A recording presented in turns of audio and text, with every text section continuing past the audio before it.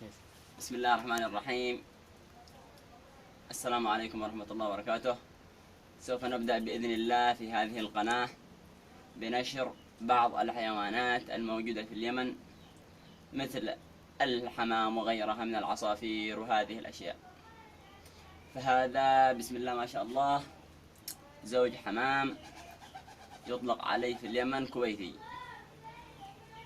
وهو هجين، هذا ليس يعني كويتي، هجين ما بين الحمام الكويتي والحمام التربو. هذا الذكر اللهم بارك، وهذا الذكر يمتاز اللهم بارك بإيش التاج، لديه تاج كامل اللهم بارك. والفلة هذا النوع يمتاز بقصر المنقار أو المزقير كما يقول له في اليمن عندنا. بالنسبة للحمام الكويتي يكون الرأس قصير، بس هذا أخذ الرأس من التربو، أخذ الرأس الطويل، أخذ الرأس المسحوب من التربو، ولا الرأس الحمام الكويتي يكون حمام صغير. منقار الحمام الكويتي يكون أقصر من كذا شوية، تكون الفتلة واضحة مثل هنا، ويكون لديه هنا ختم أو بصمة، تكون هنا ختم أو بصمة،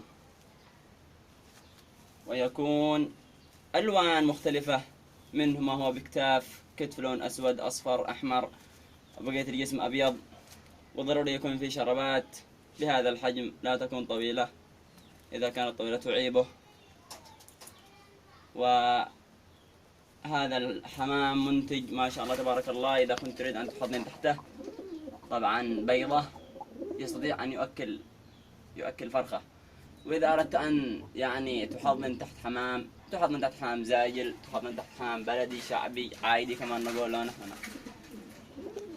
وهذا هو الحمام الكويتي اللهم بارك، قشر السمك كما يقال له، هذا اللون قشر السمك.